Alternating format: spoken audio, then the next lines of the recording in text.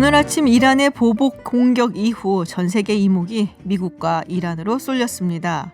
이 와중에 해리스 미국 대사는 호르무즈 해협 파병을 요청했는데요. 이란발 유가 쇼크에 대한 우려도 상당합니다. 관련한 소식 자세히 준비했고요.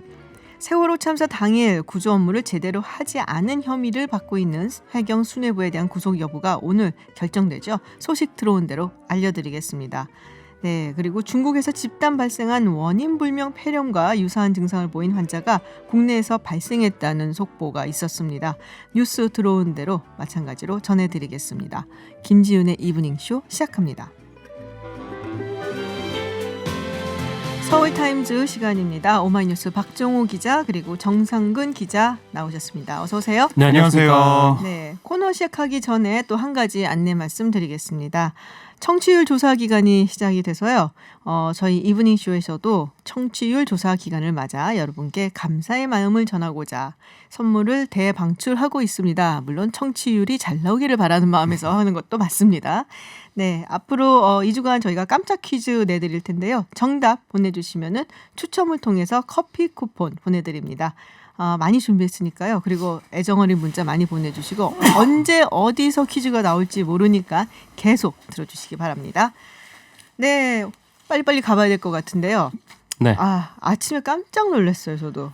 네. 네, 그래서 이란이 반격을 어떤 방식으로든 할 거라고는 생각을 했는데 상당히 전격적으로 더군다나 이게 탄도미사일이라고 하니까는 다른 프록시를 이용할 거다는 얘기도 있었는데 이란에서 직접 네. 이게 전쟁 나는 거 아니에요? 걱정하시는 분들 많았을 것 같아요. 그러니까요. 지금 금융시장도 많이 흔들렸고요. 네. 걱정을 많이 하고 있고 정부도 정말 다 각 분야에서 대응 방침을 지금 내려놓고 있습니다. 네, 지금 근데 해리스 대사가 네. 호르무즈 해협 파병 이야기를 꺼냈단 말이에요. 그러니까요. KBS 인터뷰에서 이렇게 얘기했어요. 한국도 중동에서 많은 에너지 자원을 얻고 있다. 한국이 그곳에 병력을 보내기 희망한다라고 말했는데요. 직접적으로 이렇게 얘기를 했어요. 그러니까 논리는 그동안 미국에서 보여왔던 논리랑 똑같은 거죠. 에너지 자원 얻고 있는데 이익을 얻고 있는데 공동 방해에 참여해라 이런 얘기지 않습니까? 근데 이제 지금 상황에서 호르무즈 해협에 파병을 한다는 거는 이 전하고 또 상황이 굉장히 달라졌기 때문에 우리로서는 굉장히 부담스러운 일이라서요. 그러니까 미국의 그 공격 그리고 이란의 보복 이런 게 지금 전운이 깊게 깔려져 네. 있죠. 그러니까 이란 같은 경우는 동맹국도 공격하겠다 이런 입장을 보이고 있기 때문에 우리 정부 입장에서는 정말 고민이 깊어지고 있습니다. 정의용 안보실장이 지금 미국 갔잖아요. 네네. 워싱턴 DC에 여러 가지 현안들을 이야기할 거라고 하는데 이것도 아마 분명히 논의가 될 것 같아요. 네, 논의가 될 것 같은데 일단 정의용 실장이 방미 목적에 대해서는 한반도 정세 관련된 방미다 이렇게 얘기를 했었어요. 그래서 네. 내일 아마 한미일 안보 협의를 하기로 했는데 그 회의에 참석하기 위해서 가는 거다라고는 했는데 근데 지금 현재 상황은 이 미국이 좀 이란의 군사령관을 좀 살해한 그런 상황에서 그렇죠. 이 미국 입장에서는 이 본인만 참여하는 그런 전쟁보다는 좀 다른 주변국들이 이른바 이제 자유진영이 함께하는 좀 그런 그림을 좀 만들고 싶어 아니 명분이 할 거다. 있어야지. 예. 그래서 이제 호르무즈 파병을 계속해서 좀 요청하고 네. 있는 것으로 좀 알고 있는데 그래서 좀 이 얘기가 안 나올 수는 없을 것이다라는 얘기는 있습니다. 그래서 이 정의용 실장이 출국을 할 때 혹시 그 얘기도 하느냐라고 네네. 기자들이 물어봤는데 다른 현안에 대해서도 의견을 교환할 거다 이렇게 직접적으로 얘기는 하진 않았지만 이렇게 가능성을 닫지는 않았습니다. 그렇군요. 우리가 이거를 파병해서 굉장히 문제가 많거든요. 지금 그 전에 이 사건, 그러니까 술레이마니 사령관이 암살당하기 전이라면은 사실은 여러 가지로 좀 저울질을 해볼 수 있는 상황이긴 한데 네. 지금 같은 경우는 완벽하게 이란을 적대시하게 되는 그렇죠. 그런 상황이 돼서 타깃이 되는 거죠. 네, 이란 측에서도 만약에 우리에게 보복 행동이 취해진다면은 단순하게 유조선 납포 정도는 아니지 네. 않을까 고민스러울 텐데요. 이게 좀 당혹스러운 게 이전에는 일종의 테러 행위가 벌어지면 거기에 대한 보복으로 뭔가 네. 조치가 이루어졌는데 솔레이마니 같은 사람은 IS 격퇴를 하는데 좀 앞장섰던 사람이기도 하거든요. 그리고 일단 한 국가의 네. 네, 사령관인데 좀 모르겠습니다. 이번에는 이제 이란이 헤즈볼라 이런 다른 무장 단체를 네네. 활용하는 것이 아니라 본인이 직접 이 직접, 국가 대 네. 국가로 나서겠다고 한 상황이기 때문에 이전이랑은 좀 양상이 좀 많이 다른 상태입니다. 오늘 주식시장 보시고 뭐 가슴을 쓸어내리셨던 분 굉장히 많으실 것 같아요. 아예 뭐 난 못 올리겠다, 못 켜겠다 이러신 분들도 굉장히 많았고 아침에 보니까 금을 좀 찾아봐야 되나 이런 생각도 했습니다. 저는. 금을 찾아 조금 늦었어요. 이제 늦었죠. 네, 좀 네. 조금 기다렸다 조정기 오면 그때 한번 자, 이런데 약합니다. 그러니까 네, 자위대 파병하기로 했잖아요. 일본은. 네. 어떻게 해요, 아베 총리? 참. 굉장히 좀 얘기를 네. 해놨는데 지금. 시점도 참 묘해요. 그동안 이제 자위대를 네. 뭐 파병하지 않을 것이다 뭐 이런 얘기도 있었는데 하필이면 이제 지난달 27일 이 건이 일어나기 얼마 전에 자위대를 파견하겠다라고는 해놓은 상태거든요. 근데 여기서 갑자기 일이 이렇게 됐으니까 뭐 자위대를 빼겠다라고 하면은 이 미국이 또 가만히 있을 리는 없고 네. 또 그런 상황이다 보니까 뭐 일본으로서 굉장히 좀 곤혹스러운 상황일 텐데 일단 자위대 파견은 뭐 그대로 유지하겠다 이렇게 결정을 했습니다. 뭐 일본에서도 이제 NSC 그러니까 국가안전보장회의가 열렸는데 여기서 어쨌든 자위대 파병은 계획대로 한다라는 계획은 그대로 이제 유지를 하기로 한 거고 다만 아베 총리가 한 11일부터 그 중동 순방을 하기로 했는데 요거는 좀 일정을 취소를 했습니다. 그렇군요. 네. 아직 뭐 연기인지 취소인지 좀 두고 봐야 알겠지만 네. 제 생각에는 아베 총리가 제일 빨리 내려왔으면 하는 사람이 트럼프 대통령일 것 같아요. 네. 몇 번째입니까 이게? 네. 그러니까요. 뒤통수 맞은 게 지금 한두 번이 아니거든요. 지금. 너무 빨리 결정한 것 같아요. 옥수수도 엄청 많이 샀잖아요. 그러니까요. 옥수수도 많이 사줬는데 맨날 뒤통수 네. 맞고 그래서. 우리는 지금 소말리아 아덴만에 네. 청해부대가 있잖아요. 그러니까 소말리아 아덴만이 호르무즈 해협에서 배로 가면 사흘 정도 걸립니다. 원래 우리 정부는 이 청해부대 작전 지역을 좀 넓혀가지고 네. 호르무즈 해협까지 좀 커버하는 걸로 검토를 좀 하고 있었는데 지금 상황이 너무나 바뀌었어요. 그렇죠. 이게 해적 퇴치를 위해서 청해부대가 가고 있는데 이란 정규군하고 상대할 수도 있다? 그러면 무장도 뭐 다시 해야 되고 여러 가지 것들을 해야 되는데 그게 국회 동의가 필요합니다. 그렇죠. 이런 부분도 있고 생각해야 될 게 너무 많아졌어요. 전투 부대니까 아무래도 그렇죠. 예. 청해 부대는. 네, 하여튼 뭐 예의주시를 좀 해보고는 있습니다. 이 관련된 내용은 저희가 3부에서 특히 이란 사태에 관련된 경제 여파를 좀 살펴볼 거고요.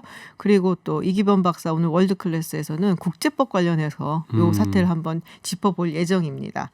다음 이야기를 좀 넘어가도록 하겠습니다. 네. 추미애 장관 그리고 윤석열 검찰총장 지금 약간 좀 맞붙는 느낌이에요. 네.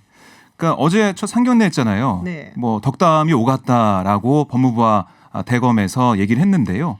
그 이후에 법무부가 이 검찰 인사위원회를 오늘 열겠다고 얘기를 했습니다. 네. 그래서 오늘 11시에 열렸어요. 2시간 정도 검사장급 이상 검찰 고위 간부의 승진과 전보 인사를 논의를 했는데요. 위원장이 이창재 전 법무부 차관은 회의실로 들어가면서 기자들에게 뭐 안건대로 해서 잘 논의하겠다라고 말을 했고 인사 시점이 부적절하다는 논란에 대해 어떻게 생각하느냐 이런 기자들의 질문에는 답을 하지 않았습니다. 뭐 진행이 다 돼서 아마 이르면 오늘 오후에도 발표가 될 수 있다라고 하는데 지금 법무부와 대검이 지금 어떻게 보면 전쟁을 하고 있다 해야 되나요? 뭐 이런 모습을 좀 보이고 있어서요. 뭐 시간을 더 줬어야 된다라는 입장인 것 같고 보니까 법무부 측에서는 어쨌든 오라 그랬는데 왜 안 오냐 뭐 이런 입장인 것 같아요. 지금 뭐 검찰 반발이 굉장히 거센 편인데 이게 네.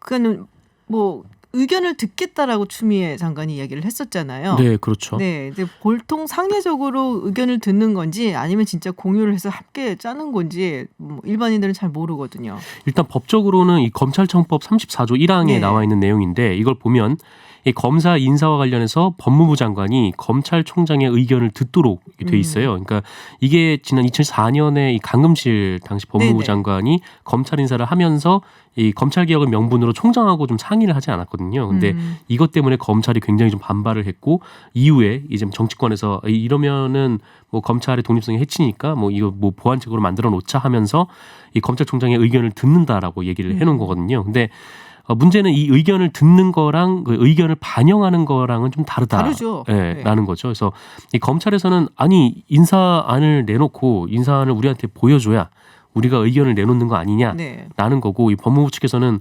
인사안을 다 만들어서 그쪽에 보여주면은 그쪽이 인사권자냐. 네. 그러니까 그렇군요. 검찰에서 인사에 대한 의견을 주면 우리가 반영을 해서 최종적으로 만드는 거다. 네. 네, 이렇게 지금 얘기를 맞서고 있는 상황입니다. 근데 사실 이번에 제일 큰 관심사는 그거잖아요. 윤석열 검찰총장의 뭐 오른팔이라고 할 수 있는 몇몇 그 검사들이 있는데 네. 그 사람들의 인사가 어떻게 될 거냐.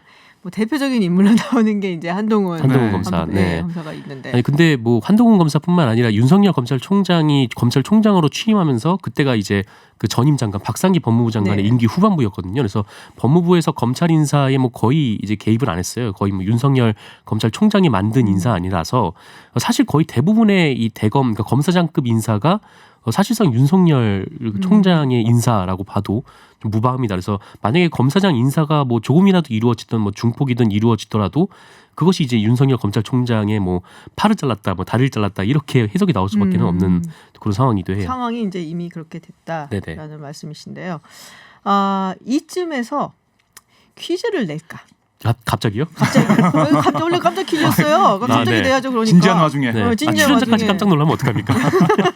네, 그래서 앞서 제가 예고를 해드렸던 오늘의 퀴즈는 네. 정상근 기자가 준비를 네. 했습니다. 네, 오늘의 깜짝 퀴즈 나갑니다. 지난해 9월부터 무려 5달째 이어진 호주 산불 여파가 계속되고 있습니다.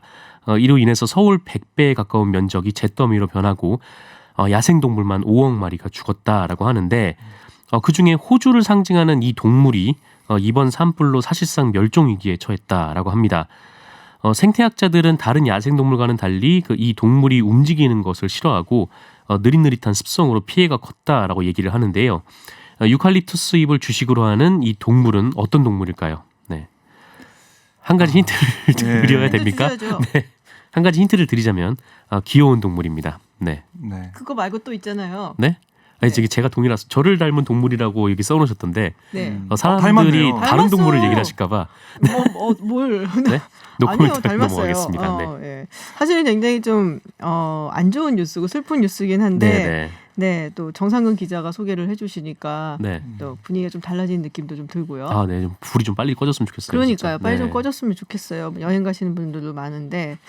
네, 정답은 50원의 유료 문자 샵 0951 그리고 TBS 앱으로 보내실 수 있고요. 무려 26분 추첨을 해서 오. 커피 쿠폰을 보내드립니다. 정답과 당첨자는 3부에서 저희가 공개를 해드립니다. 네, 저희가 교통정보 듣고 돌아와서 다시 이야기 나누도록 하겠습니다.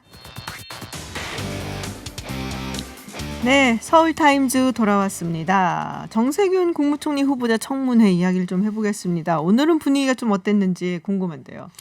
뭐 마지막이라 그런지 이 자유한국당에서 좀 총공세라는 그런 모양새이기는 했어요. 그래서 어제부터 제기됐던 이 화성 동탄 이 신도시 택지 개발 사업 네. 그 관련 의혹, 이 정세균 의장 후보자가 살면 이런 모욕은 처음이다라고 얘기를 했던 좀 그런 의혹이긴 한데.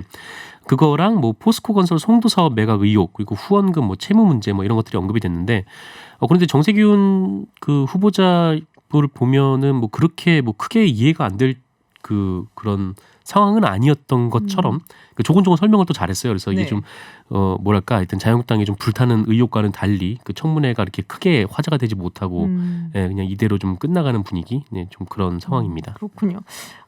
이제 뭐 이낙연 총리는 출마를 하는 걸로 우리가 확정적으로 이야기할 수가 있을 것 같은데 네. 종로로 간다고 봐야 되는 건가요? 그렇게 봐야 될 것 같아요. 그러니까 최근 인터뷰를 봐도 당에서 판단이 있을 것이다. 네. 당에서 요구하면 당연히 해야 한다.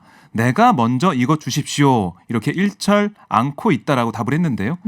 당에서 얘기를 들어보면 종로라고 얘기를 하고 있거든요. 그러면 뭐 예, 종로일 가능성이 당에서 거의. 얘기해 준 대로 가겠다는데 가능성이 당에서 종로라고 큽니다. 얘기하니까 종로로 네. 가는 것으로. 그러니까 이낙연 총리가 아니면 갈 사람이 없어요.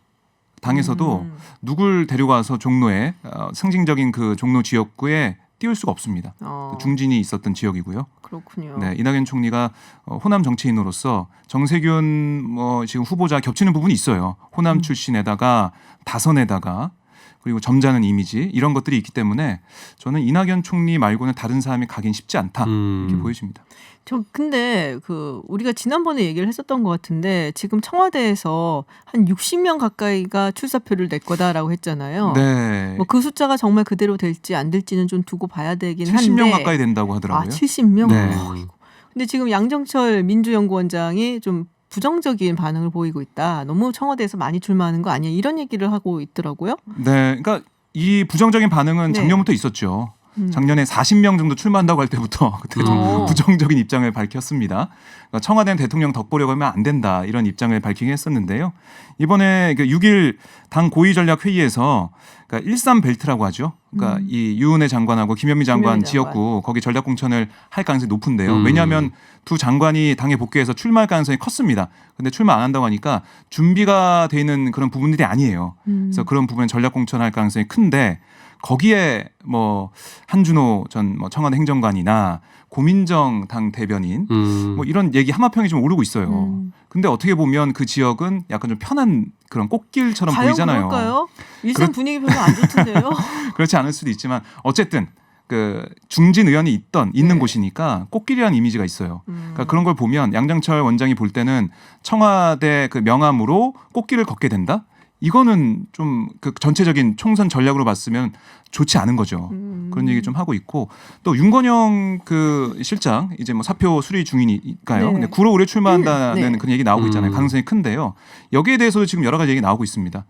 대통령의 복심인데 편한 곳에 가도 되겠냐. 좀 PK 지역으로 내려가서 양산이나 이런 곳에 장관이 가서 있던 곳이잖아요. 그렇습니다. 네. 양산이나 이런 PK 지역에 가서 좀 거기 바람을 일으켜야 되는 거 아니냐 그런 얘기 나오고 있고 그게 잘 안 되니까 그 민홍철 경남도당 위원장이 와가지고 김두관 의원을 맞아요. 김포에서 데리고 와서 양산에 좀 출마시켜야 되는 거 아니야 이런 얘기까지 할 정도거든요. 그래서 거기에 청와대 출신 이 인사들이 좀 희생에 꼭 헌신해야 되는 거 아니냐 이런 얘기 계속 나오고 있습니다. 글쎄 뭐 희생을 하려면은 왜 나오겠나.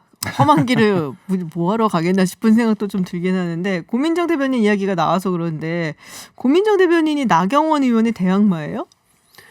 뭐 그런 얘기 글쎄요. 나오고 있나 보죠? 제가 알기로는 뭐 민주당에서 뭐 이 사람 저 사람 이렇게 네. 뭐 나경원 의원 가면 붙여봤던 여론조사 한번 돌려봤던 걸로 알고 있는데 뭐 누구를 공천할지는 뭐 아직 뭐 미지수인 상황입니다. 네. 그렇군요. 아니 민경훈 의원이 뭐라고 그랬다 그래갖고 뭐 민경훈 의원은 뭐 자신 지역구에 뭐 4선쯤이 와야 이제 재밌다 뭐 이렇게 얘기를 하셨는데 4선 입장에선 재미없을 수도 있고 그렇군요. 아니 그런 상황이 있을 거기에 수도 지금 있죠. 누가 출마한다고?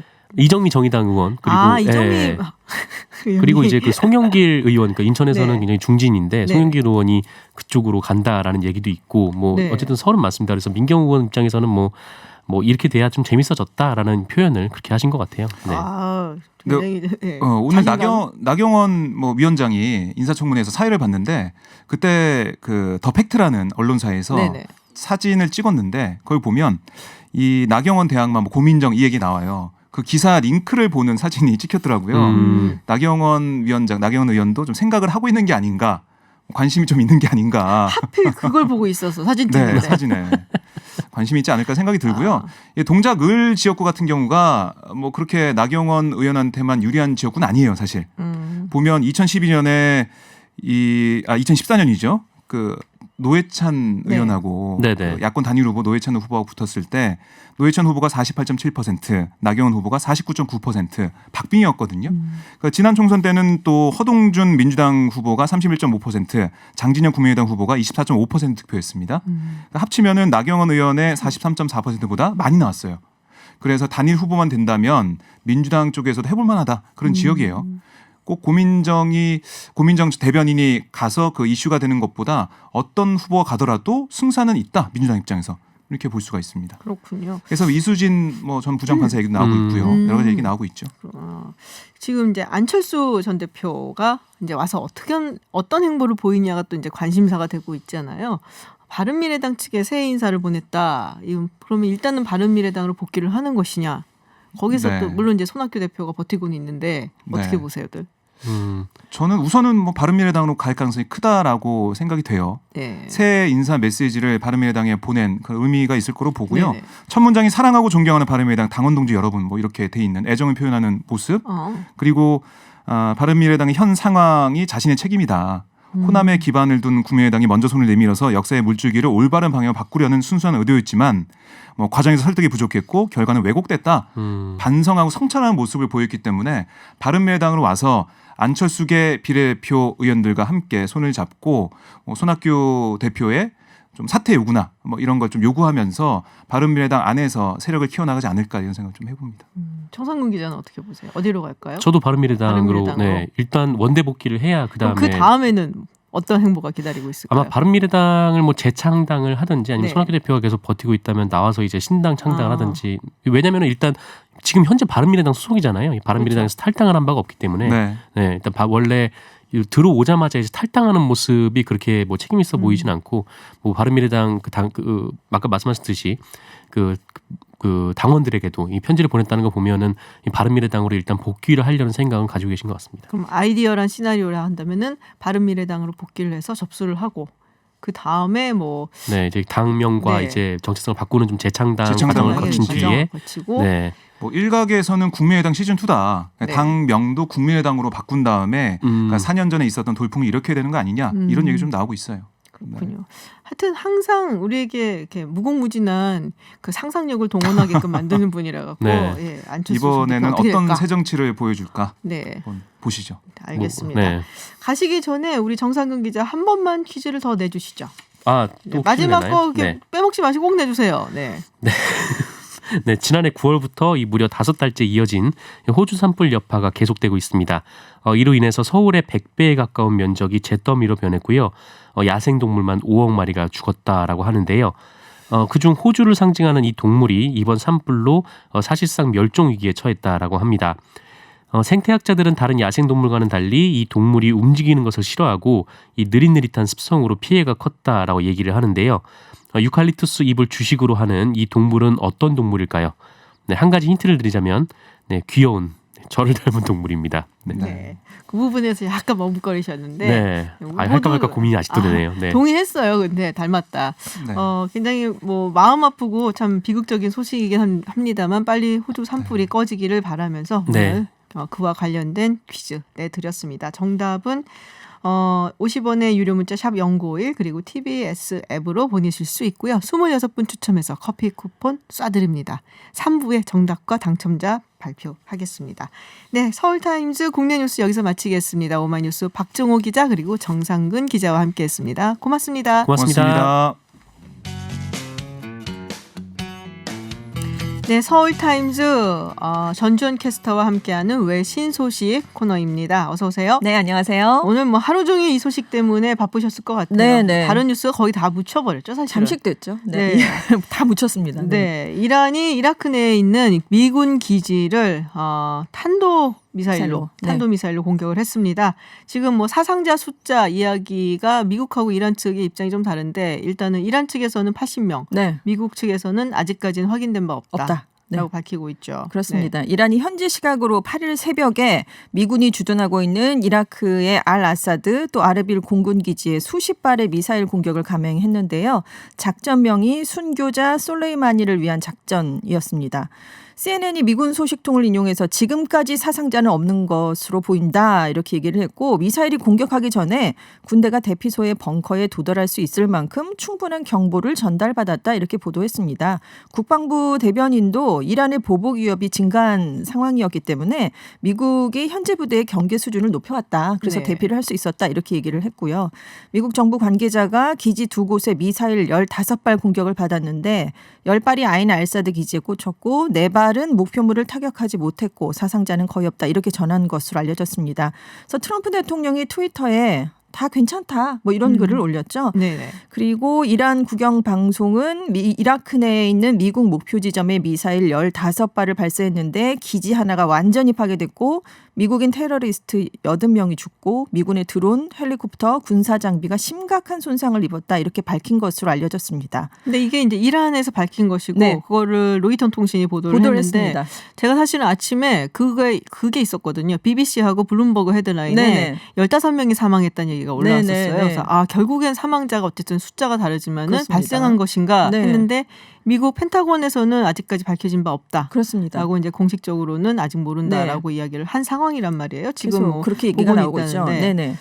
어느 쪽이 진실인지는 잘 모르겠어요. 좀 더 그렇습니다. 시간이 지나면 밝혀지기는 하겠지만 사상자가 나온다면은 미군 네. 측 네. 미군 측 사상자가 나온다면 이게 좀 걷잡을 수 없지 되지 않겠냐. 커지겠죠. 그런데 네. 그렇게 사상자가 나왔는데도 트럼프 대통령이 괜찮다, 다 괜찮다 얘기를 그렇게 얘기하기는, 했겠는가라는 얘기도 지금 나오고 있기 때문에 일단은 미국 측 얘기가 맞지 않을까라는 그런 얘기들이 많이 나오고 있긴 합니다. 네. 지금 이제 두 곳을 공격을 했다라고 네. 이야기를 하셨어요. 알 아사드 그리고 아르빌 공군기지. 이게 아르빌이긴 한데 영어로는 E로 쓰긴 하거든요. 네네. ERBIL로 쓰긴 한데 이게 특별한 의미가 사실 조금 있기는 하죠. 그렇습니다. 왜 이곳인가? 이라크 내 미군과 대테러전 연합군의 핵심 거점이 바로 이 두 곳인데요. 이라크 서부 안바르주에 위치한 곳이 아인 알사드 기지인데 9.11 테러 이후에 미국이 2003년에 이제 후세인 정권을 끌어내리기 위해서 이라크 침공을 감행했잖아요. 가장 처음에 사용한 기지였고 지금도 미군이 여기를 거점으로 나토 회원국 같은 동맹들과 대테러전을 수행하고 있습니다. 그러니까 바그다드에서 이렇게 서쪽에 그렇습니다. 있어요. 서쪽에 있습니다. 이라크 서부 지역에 있는 미국 기지로 가장 큰 규모인데 이라크 주둔 전체 미군이 한 5천 명인데 여기에 30%에 달하는 1,500명이 바로 이곳에 주둔을 하고 있습니다.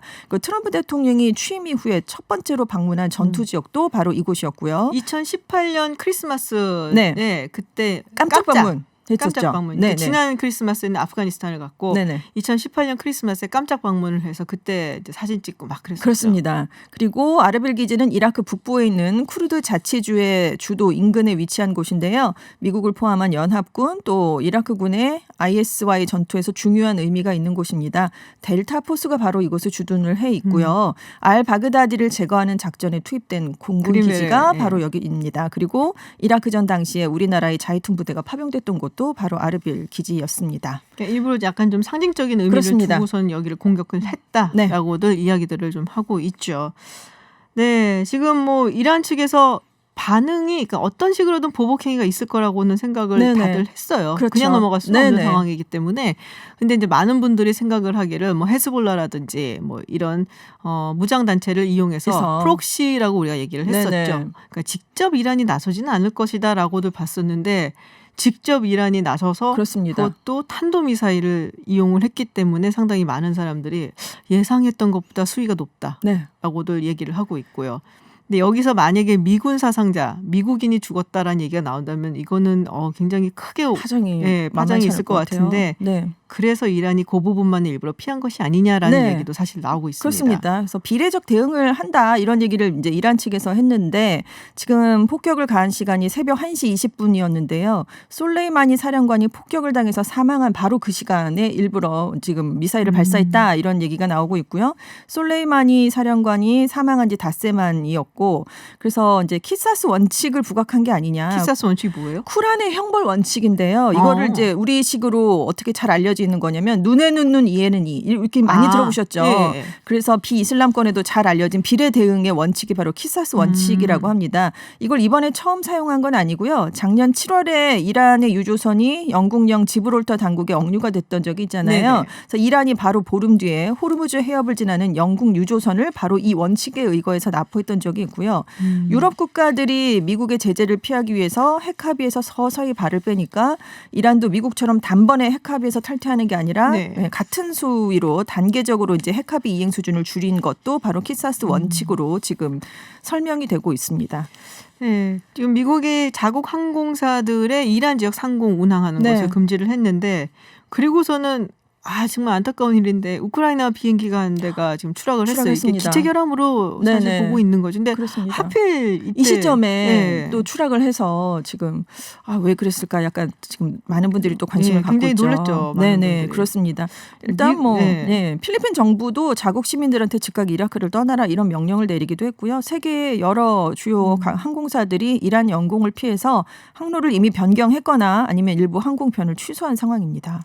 미국 내 여론이나 네. 언론은 어떤 식으로 보도를 하고 있는지 지금 궁금합니다. 로이터 네. 통신과 여론조사 기관인 입소스가 이라크 공습 직후인 6일에서 7일 이틀간 여론조사를 실시한 결과를 발표했는데요. 네. 응답자의 53%가 트럼프 대통령의 대응 방식을 반대하는 것으로 나타났습니다. 이게 한 달 전보다 9%포인트 증가한 수치인데요. 매우 반대한다라는 답을 한 사람들도 39%에 달한 것으로 나타났습니다. 사실 이라크 전쟁에 트라우마가 조금 있긴 하거든요. 네. 미국 사람들이.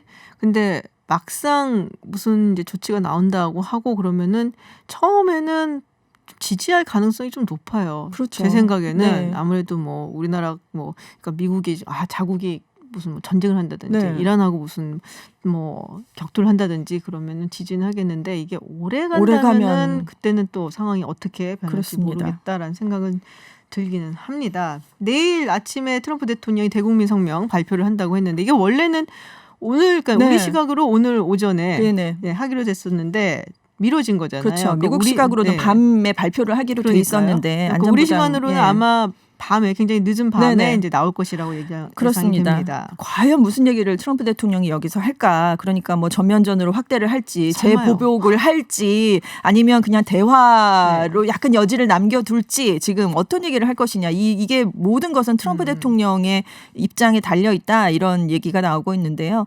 일단 미군 측의 인명 피해가 없는 것으로 최종 확인이 되면 대화를 선택할 수도 있지 않을까 이런 분석이 나오고 있고 지금 뭐 스위스라든가 프랑스가 물밑 접촉을 양국을 대신해서 하고 있다 뭐 이런 얘기도 나오고 있습니다.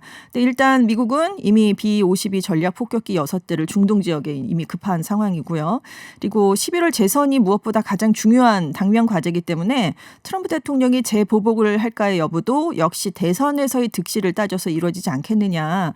그리고 자리프 이란 외무장관이 이렇게 공격을 했지만 이란은 확전을 원하지 않는다라는 입장을 밝혔거든요. 그래서 미국한테 확전에 나서지 말라라고 촉구하는 의미가 담긴 게 아니냐 이런 분석도 함께 나오고 있습니다. 뭐 이란 정부 입장에서 사실은 가만히 있을 수는 없는 거니까 네, 뭔가는 그렇습니다. 보여줘야 되고 네네. 그래서 이 정도 수위로 보여줬고 네, 뭐 더 번지는 것은 사실 원하지는 않겠죠. 그렇습니다. 네, 지금 근데 이 와중에 폼페이오 국무장관이 무지하게 욕을 먹고 있어요. 네, 미국 내에서. 그렇습니다. 네. 왜냐하면 이걸 주도한 인물로 또 어제 그러니까요. 알려졌다고 어제 저희가 말씀을 드렸잖아요. 그래서 아무래도 그런 비난의 대상이 될 수밖에 없는 것 같습니다. 근데 뭐 북한에 대해서는 좀 다르다. 뭐 이런 얘기를 또 했다고. 그렇습니다. 우리는 김 위원장이 2018년에 트럼프 대통령에게 했던 비핵화 약속에 대한 대화를 계속할 수 있다는 데 대해서 여전히 희망적이다 이렇게 얘기를 했어요. 이란 핵은 감시라는 표현을 썼지만 북한 핵에 대해서는 대화를 희망한다 이렇게 얘기를 했기 때문에 여전히 다른 정책을 쓰겠다라고 그렇게 밝힌 것으로 분석되고 있습니다. 그게 약간 그런 게 있는 것 같아요. 사실 이란과의 핵협의 같은 네네. 경우는 오바마 대통령이 쌓아놓은 거잖아요. 그렇죠. 그러니까 트럼프 대통령 입장에서는 그거를 이렇게 허물어 버리는 것이 본인의 어떤 과업이라고 생각을 네네. 하는데 네. 북한과의 문제는 본인이 만들어 놓은 거거든요. 주도를 한 거니까요. 그러니까 이제 쉽게 허물어 드리기에는 좀 아쉬운. 네. 네, 그런 부분이 좀 작용을 하지 않을까라고 약간 관심법을 써갖고 제가 생각을 좀 해봤는데 이 와중에 북한까지 또 이렇게 나서면 그래서 깨알같이 예. 챙기고 있는 모습이 근데 사실 뭐 모르겠습니다. 지금 이 상황에서는 이걸 그러니까요. 반겨야 될지 네. 어떨지 모르겠고 또 여러 가지 면에서 지금 백악관에 우리가 소위 어른이라고 불렀었던 네. 뭐 매티스 전 국방장관이라든지 존 켈리 비서실장, 전 네네. 비서실장, 뭐 맥메스터라든지 정말 중동에서 산전수전 다 겪은 겪고. 사람들, 네. 예, 정말로 전쟁을 치렀던 그런 사람들이 좀 아쉽다. 많이 아쉬운 상황이죠. 네. 만약에 있었다면 이런 결정을 굉장히 많이 말리지 않았겠느냐 이런 얘기가 나오고 있으니까요. 네, 그래서 그런 부분에서 많이 좀 아쉽다라는 생각이 들긴 합니다. 하여튼 글쎄요, 뭐 확전은 되지 않을 것이다라는 네. 이야기들이 많기는 합니다만은 어쨌든 트럼프 대통령 어디로 튈지 모르는 사람이기 때문에 네. 조금 좀 기다려 봐야 될 것 그리고 같고요. 이란도 13개 보복 시나리오였는데 설마 다 그것도 하나 있다. 하겠느냐 이런 얘기가 나오고 있긴 하지만 네. 하나로 안 그칠 수도 있고 하메네이 최고 지도자는 우리가 미국에 뺨을 때렸다라고까지 얘기를 했기 때문에 네, 이건 좀 지켜봐야 될 것 같습니다. 네, 역시 근데 이란이 만만한 나라는 아, 아니에요. 그렇죠. 네. 좀 지켜보도록 하고요. 오늘도 오늘 밤 늦게 나올 트럼프 대통령의 대국민 성명 네. 자 보고 제가 또 내일 전해드릴 수 있으면 또 분석해서 전해드리도록 하겠습니다. 네, 지금까지 전지현 외친캐스터와 함께했습니다. 오늘 고맙습니다. 네, 감사합니다.